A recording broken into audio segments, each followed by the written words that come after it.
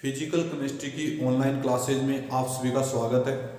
पिछले वीडियो में स्टूडेंट्स हम पढ़ रहे थे स्पेक्ट्रोस्कोपी, दो बेसिक इंट्रोडक्शन हमने किया है। आज उसमें हम पढ़ रहे हैं रोटेशनल स्पेक्ट्रा। तो रोटेशनल स्पेक्ट्रा क्या होता है? जब किसी अणु को ऊर्जा दी जाती है तो अणु माइक्रोवेव रेजिन से विकिरणों को अवशोषित करके घूर्णन उत्पन्न कर देता है या रोटेशन उत्पन्न कर देता है, और इसका जो स्पेक्ट्रा बनता है उसे रोटेशनल स्पेक्ट्रा कहते हैं। और इस स्पेक्ट्रोस्कोपी को क्या कहते हैं? रोटेशनल स्पेक्ट्रोस्कोपी कहते हैं।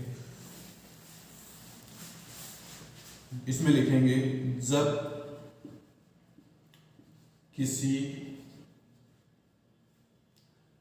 जब कोई अणु माइक्रोवेव रेजिन से या माइक्रोवेव क्षेत्र से विकिरणों का अवशोषण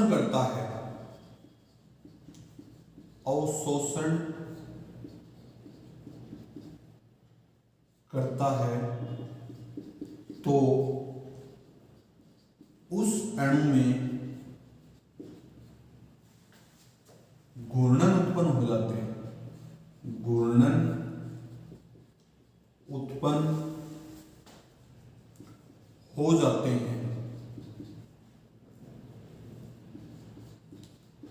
एवं एक स्पेक्ट्रा बनता है।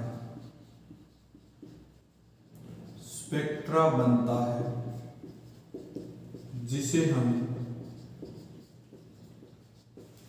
रोटेशनल स्पेक्ट्रा कहते हैं। रोटेशनल स्पेक्ट्रा कहते हैं। क्या कहते हैं? रोटेशनल स्पेक्ट्रा कहते हैं। एवं इस प्रकार की स्पेक्ट्रोस्कोपी को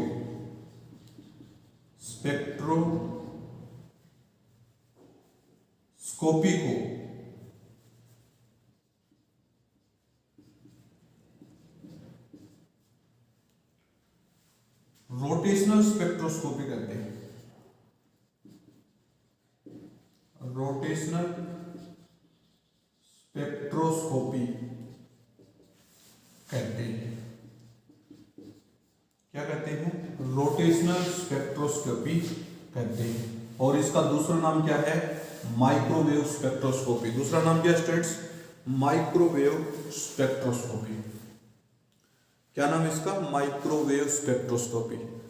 ये थी अपनी नॉर्मल इंट्रोडक्शन। अब कोई डाइएटॉमिक मॉलिक्यूल है, डाइएटॉमिक मॉलिक्यूल में energy level of rigid rotator, किसी हेडिंग डालेंगे अपन, diatomic molecule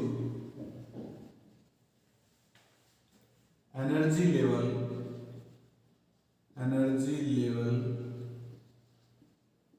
for rigid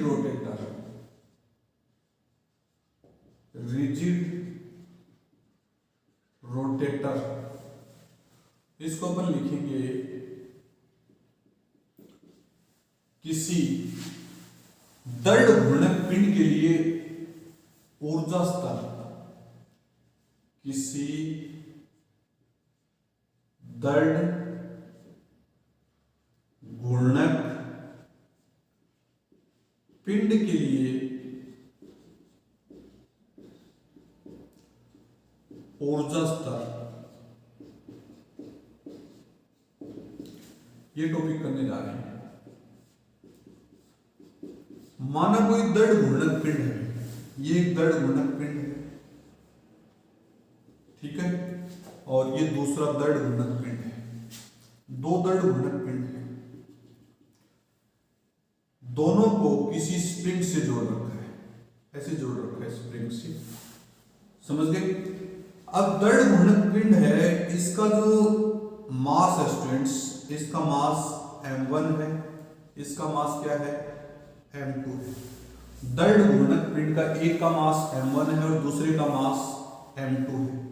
ठीक है स्टूडेंट्स, अब इसकी जो रेडियस है वो लिखते हैं r1 और इसकी रेडियस क्या है r2।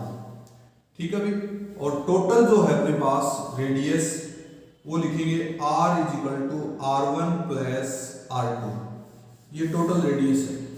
क्यों स्टूडेंट्स, दर्द घूर्णक पिंड अपन ये दो दर्द घूर्णक पिंड मान लिए और दोनों किसी वायर से जुड़े हुए हैं, जिसको अपन टोटल इसके एक का मास क्या मान लिया m1 और दूसरे का मास क्या मान लिया m2। क्या मान सकते हैं m1 और m2। कोई डाउट स्टूडेंट्स? अब इसकी जो रेडियस है ना, ये रेडियस, इस रेडियस को तो इसने क्या माना है r1 r2 और इस रेडियस को क्या माना है इसने r1, दोनों की रेडियस है। समझ गए स्टूडेंट्स? कोई दिक्कत? नीचे में इसमें लिख देता हूं, माना कोई दर्द घूर्णक पिंड जिसका द्रव्यमान m1 तथा m2 है एवं त्रिज्या r1 तथा r2 है। क्या है? त्रिज्या r1 तथा r2 है। ठीक है स्टूडेंट्स, गुरुत्व केंद्र पर दोनों का आघूर्ण समान होता है, ये ऐसे लिखें, इसमें गुरुत्व केंद्र पर दोनों का आघूर्ण समान होता है, समान होता है। अर्थात m1 r1 is equal to m2 r2। गुरुत्व केंद्र पर आघूर्ण क्या होता है m1 r1 is equal to m2 r2। अब मैं इसको ऐसे लिखूं, एवं अणु का अपने x पर जड़त्व आघूर्ण, एवं अणु का अपने x पर जड़त्व आघूर्ण, अपने x पर जड़त्व आघूर्ण क्या लिखेंगे भाई? I is equal to m1 r1 square plus m2 r2 square. ये जड़त्व आघूर्ण होगा, अपने x पर जड़त्व आघूर्ण क्या होगा m1 r1 square plus m2 r2 square, और आगे भी इसमें लिखना चाहिए प्लस डॉट डॉट डॉट, ऐसे लिख देंगे। समझ गए स्टूडेंट्स? अपने x पर जड़त्व आघूर्ण क्या होगा m1 r1 square plus m2 r2 square.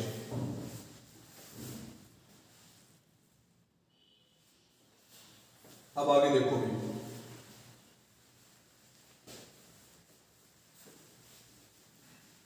आगे हम क्या करें,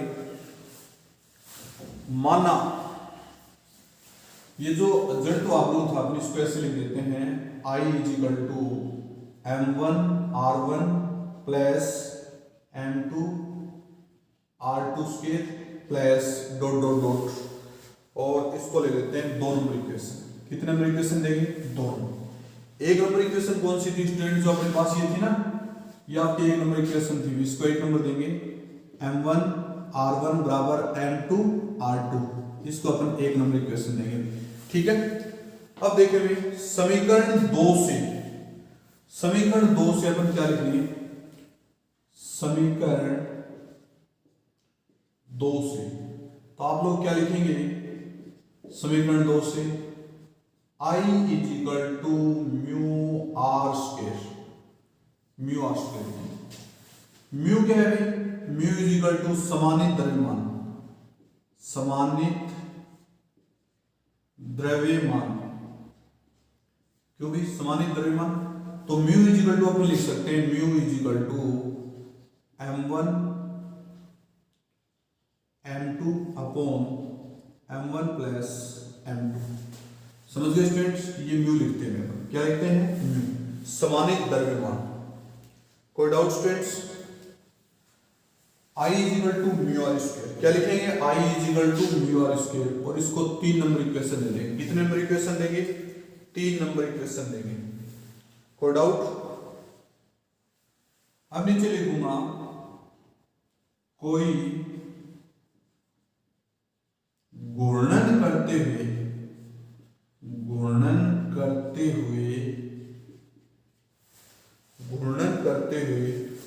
अणु का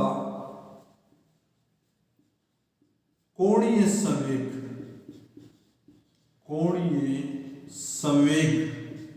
घूर्णन करते अणु का कोणीय संवेग क्या लिखेंगे? L बराबर I ओमेगा। L बराबर क्या लिखेंगे? I omega. कोणीय संवेग की वैल्यू क्या होगी? L बराबर I ओमेगा। ओमेगा बराबर क्या लिखेंगे? कोणीय संवेग। क्या लिखेंगे? कोणीय संवेग।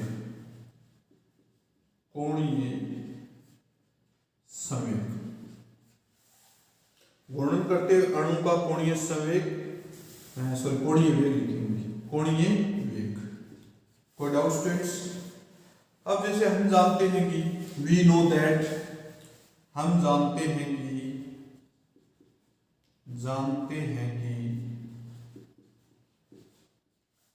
L बराबर अपन लिखते हैं J इंटू J प्लस 1, इसका रूट, और यहां लिखेंगे H क्रॉस। ये होता है J क्या है? J बराबर घूर्णन क्वांटम संख्या। J बराबर क्या है? घूर्णन क्वांटम संख्या, आप लोग सभी जानते हैं।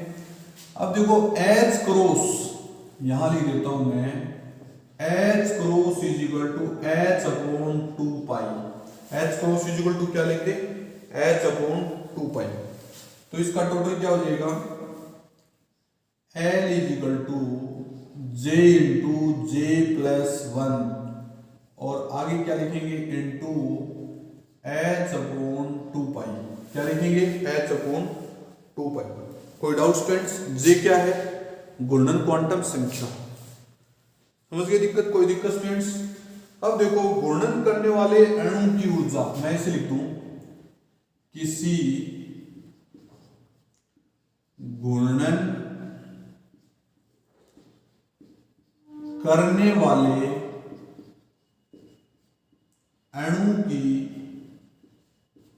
ऊर्जा EJ। तो EJ बराबर क्या लिखेंगे अपन भाई? EJ बराबर 1/2 I ओमेगा स्क्वायर। क्या लिखेंगे? 1/2 I ओमेगा स्क्वायर। कोई डाउट स्टूडेंट्स? अब देखो I ओमेगा स्क्वायर है, इसको मैं इस इक्वेशन को ऊपर और नीचे दोनों I से मल्टीप्लाई करने पर आगे लिख दूं, उपरोक्त समीकरण को ऊपर तथा नीचे I से गुणा करने पर, तो क्या लिखेंगे?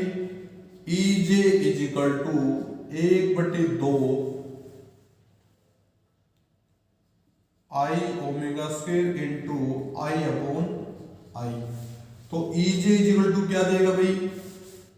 I स्क्वायर ओमेगा स्क्वायर, तो आप लिखेंगे I ओमेगा की होल स्क्वायर बट्टे 2I। यह आ जाएगा I ओमेगा की होल स्क्वायर अपॉन 2I। कोई दिक्कत स्टूडेंट्स? अब देखो I ओमेगा हमने क्या माना था? I ओमेगा क्या माना था? L। क्या माना था? L बराबर I ओमेगा। तो आप लोगों के पास क्या हो जाएगा? EJ is equal to L upon 2I, और L की स्क्वायर। होगा नहीं होगा भाई?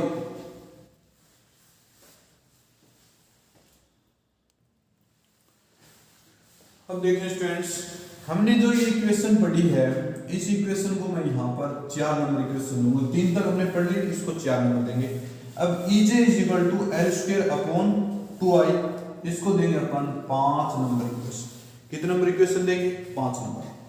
अब जो इक्वेशन 4 और 5 से, इक्वेशन 4 एवं इक्वेशन 5 से ऐसे लिखेंगे इसमें,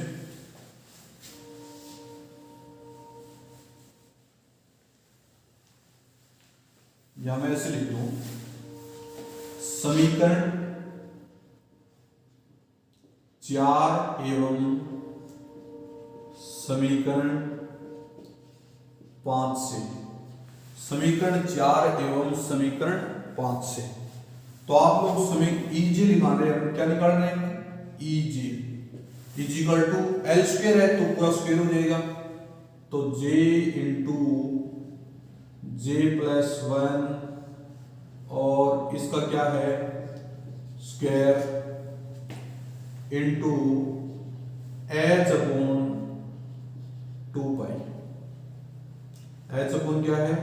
2 पाई।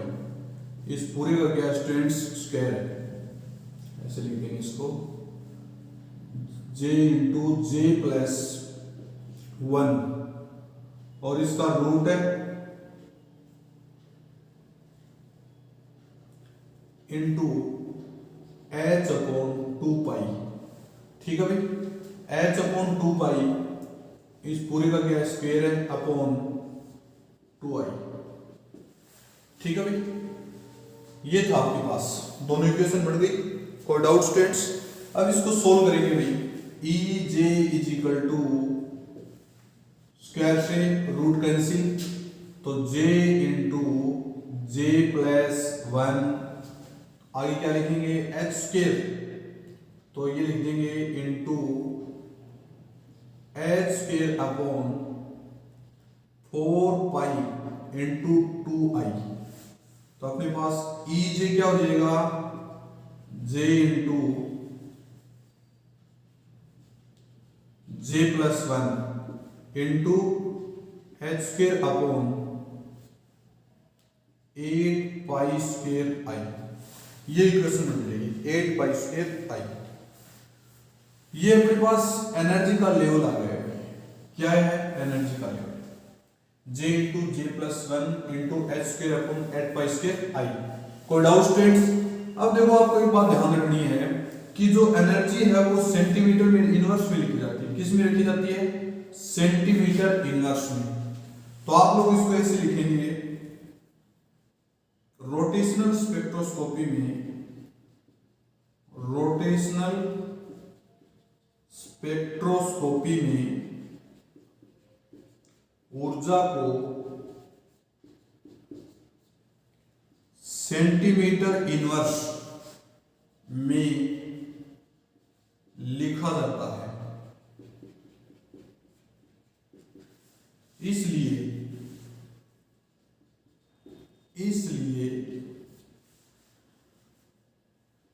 EJ bar is equal to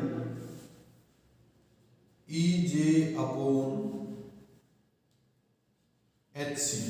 EJ upon HC क्या लिखेंगे? EJ upon HC। कोई doubt students? EJ upon HC ये लिख दिया। EJ अपॉन HC की वैल्यू रख दी, तो अपन देखो EJ में HC का डिवाइडेशन करेंगे। जो EJ है उसमें क्या लेंगे? HC। देखना भी, मैं इसको ऐसे लिख दूं, अपने पास EJ bar is equal to J into J plus 1 और into H upon 8 pi square IC। ये आपका इक्वेशन बन जाएगा। सेंटीमीटर इनवर्स में जो आपकी रोटेशनल एनर्जी है वो आ गई। अब देखो, आप लोग जानते हैं कि घूर्णन स्थिरांक B is equal to H upon 8 pi square IC। क्या लिखेंगे? Eight pi square I C. कोई डाउट स्टूडेंट्स? तो अपने पास क्या बच जाएगा अभी, बी इक्वल टू क्या है, घूर्णन स्थिरांक। क्या लिखेंगे, घूर्णन स्थिरांक। तो घूर्णन स्थिरांक है तो अपने पास क्या बचेगा, E J is equal to B J into J plus 1। और आगे इसको सेंटीमीटर इनवर्स में लिखेंगे। किस में लिखेंगे, सेंटीमीटर इनवर्स में। तो ये आपकी एनर्जी का लेवल आ गया। किसी जो दृढ़ घूर्णक पिंड है उसके लिए एनर्जी कितनी होती है, E J is equal to B J into J plus 1, B J into J plus 1। वे अणु घूर्णन दर्शाते हैं जिनका स्थायी द्विध्रुव आघूर्ण हो। नोट डाल के लिखते हैं, वे ही अणु घूर्णन दर्शाते हैं जिनका स्थायी द्विध्रुव आघूर्ण पाया जाता हो,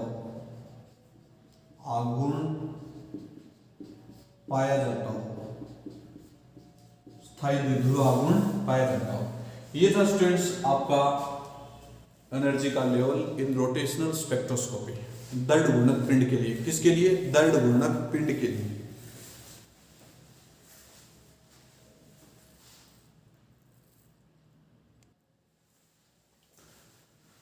अब देखो स्टूडेंट्स, आगे जो टॉपिक पढ़ रहे हैं, सिलेक्शन रूल।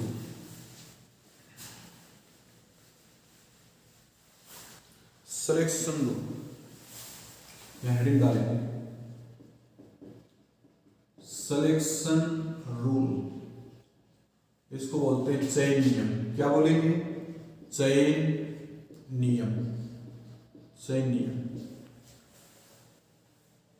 तो देखो, वे अणु अलाउड होते हैं जो सिलेक्शन रूल का फॉलो करते हैं, और वे अणु जो सिलेक्शन रूल का फॉलो नहीं करते हैं वो अलाउड नहीं होते।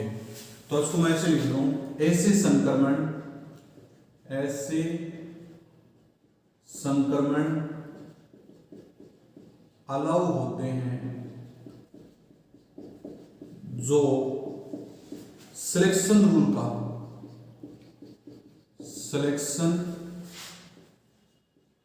रूल का फॉलो करते हैं एवं जो सिलेक्शन रूल का फॉलो नहीं करते हैं वे फॉरबिडन होते हैं।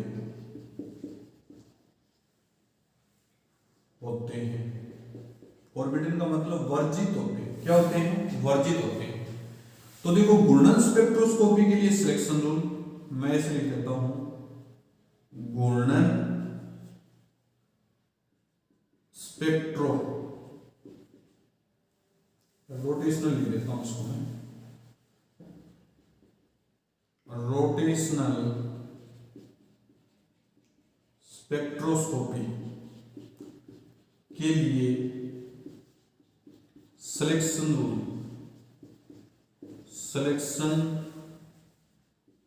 रूल। तो इसके लिए सिलेक्शन रूल क्या लिखते हैं, del J is equal to plus minus 1, del J is equal to plus minus 1। ऐसे ट्रांजिशन जिसमें डेल जी की वैल्यू प्लस माइनस 1 हो वो क्या होते हैं, अलाउड होते हैं, और जिसमें प्लस माइनस वैल्यू नहीं हो क्या होंगे, फॉरबिडन होंगे। ठीक है। इसी प्रकार अपने पास वाइब्रेशनल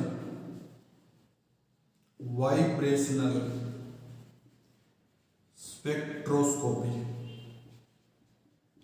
के लिए सिलेक्शन रूल क्या लिखेंगे अभी, del mu is equal to plus minus 1 यानी 0 से लेकर 0 प्लस माइनस 1 और प्लस माइनस 2 ये होते हैं। ये किसके लिए हैं, वाइब्रेशनल स्पेक्ट्रोस्कोपी के लिए। किसके लिए है? वाइब्रेशनल स्पेक्ट्रोस्कोपी के लिए।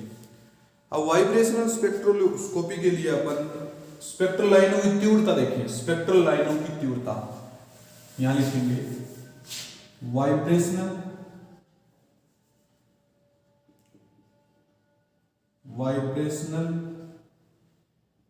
स्पेक्ट्रोस्कोपी के लिए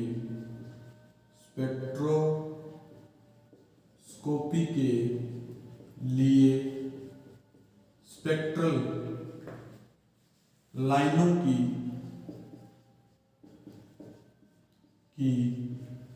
तीव्रता को निम्न प्रकार से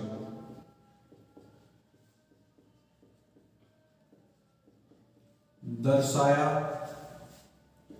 जा सकता है। निम्न प्रकार से दर्शाया जा सकता है। देखना यहां पर ऐसे लिखें म्यू जे से J+1 is equal to B bar J+1 into J+2 minus B bar J+1। ये लिख दिया मैंने। यहां लिख दिया, इसको मैं पूरा कंप्लीट लिख रहा हूं।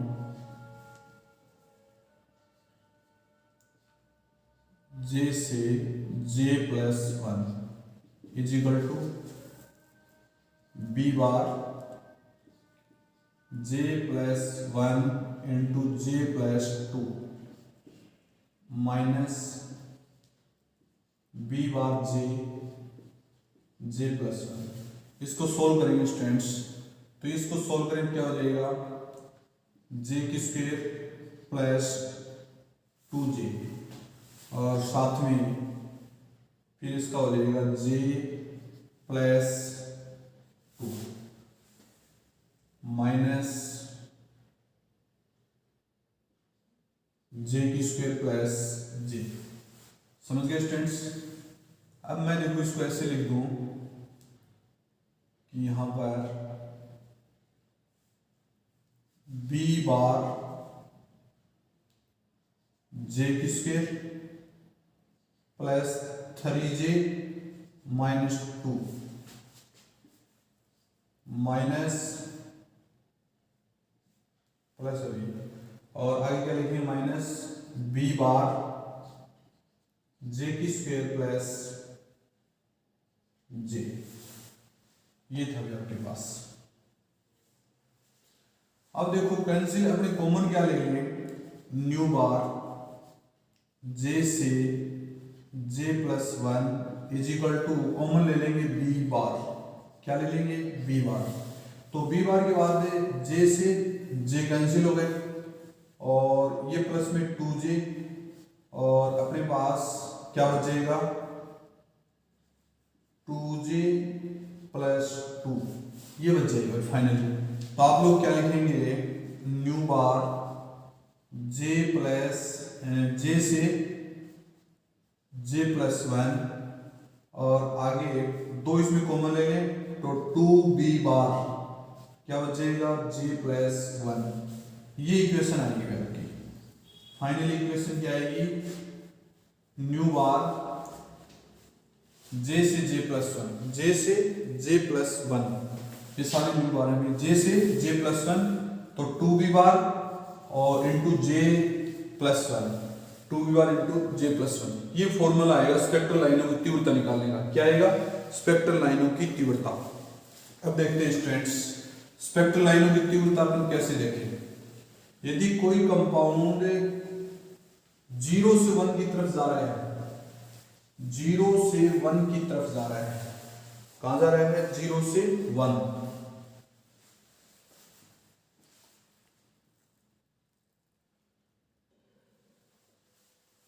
फॉर्मूले के अकॉर्डिंग यदि कोई कंपाउंड अपन ऐसे लिखें कि 0 से 1 की तरफ जा रहा है, कहां जा रहा है 0 से 1 की तरफ, तो 0 से 1 की तरफ का मतलब क्या हो जाएगा जे बराबर 0, तो ऐसे लिखेंगे न्यू बार, और यहां लिखेंगे 0 to j+1, या ऐसे लिख दें j से j+1 is equal to 2b बार, और यहाँ लिखेंगे 0+1। तो अपने पास जो इसकी जो तीव्रता है वो कितनी आ जाएगी, 2b j से j+1 is equal to 2b बार। क्या लिखेंगे, 2b बार। यदि कोई कंपाउंड A से 1 से 2 जा रहा है, 1 से 2 जा रहा है, तो आप क्या लिखेंगे, न्यू बार J से j+1 is equal to 2b बार 1+1। तो क्या हो जाएगा, न्यू बार J से j+1 के लिए अपन लिखेंगे 4b बार। क्या लिखेंगे, 4b बार।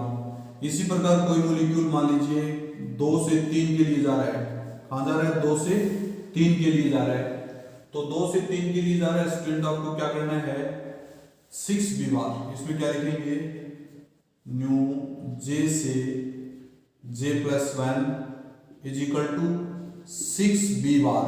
क्या लिखेंगे, 6b बार। और कोई मॉलिक्यूल 3 से 4 के लिए जा रहा है, क्या लिखेंगे, 3 से 4 के लिए, तो इसका हो जाएगा 8b बार। तो अपन लिखेंगे न्यू J से j+1 is equal to 8b बार। क्या लिखेंगे, 8b बार। और कोई मॉलिक्यूल 4 से 5 की तरफ जा रहा है, तो क्या लिखेंगे, 10b बार। म्यू J से j+1 इज इक्वल टू क्या लिखेंगे, 10b बार। ये अपने पास प्राप्त होंगे 2b बार, 4b बार। और कोई मॉलिक्यूल 5 से 6 में जा रहा है, तो 12b बार। समझ गए स्टूडेंट्स, इस प्रकार की स्पेक्ट्रल लाइनें बनेंगी। क्या बनेंगी, स्पेक्ट्रल लाइनें।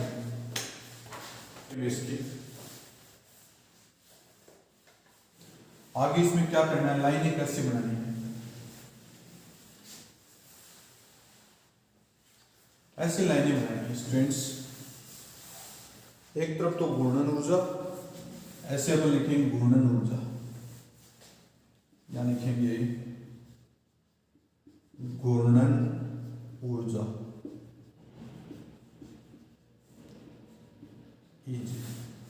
ठीक है। अब घूर्णन ऊर्जा का सबसे पहले यहां लेवल बनाएंगे 0, 1, 2, 3, 4, 5, 6, ऐसे समझ गए। यहां 0 मानेगा, 0 इस साइड में 0 लिख देता हूं। यहां मैं लिखूंगा 2b बार, 2b बार, यहाँ लिखूंगा 4b बार, यहाँ लिखूंगा 6b बार, यहाँ लिखूंगा 8b बार, यहाँ लिखूंगा 10b बार, और यहाँ लिखूंगा 12b बार, और यहाँ लिखूंगा 14b बार। इस प्रकार से बनेगा, समझ गए। इसके बीच में जो गैप है इस प्रकार से, जैसे ये इसमें जा रहा है, इसका ट्रांजिशन ये हो रहा है, इसका ट्रांजिशन फिर ये हो रहा है, इसका ट्रांजिशन फिर ये हो रहा है, इसका ट्रांजिशन फिर ये हो रहा है, इसका ट्रांजिशन फिर ये हो रहा है, और इसका ट्रांजिशन फिर ये हो रहा है। तो आप इसके बीच में जो लिखेंगे 2b बार का गैप है, 2b बार। इधर भी क्या है, 2b बार, इधर भी क्या है, 2b बार, और इधर भी क्या है, 2b बार, और इधर भी क्या है, 2b बार। ये था आपका 1, 2, 3, 4, 5, 6 इस प्रकार से प्राप्त होगा। कोई डाउट स्टूडेंट्स? ये थी आपकी स्पेक्ट्रल लाइनों की तीव्रता, स्पेक्ट्रल लाइनों की तीव्रता। ठीक है स्टूडेंट्स, बाकी स्टूडेंट्स अपन नेक्स्ट फील्ड में करेंगे। Okay students.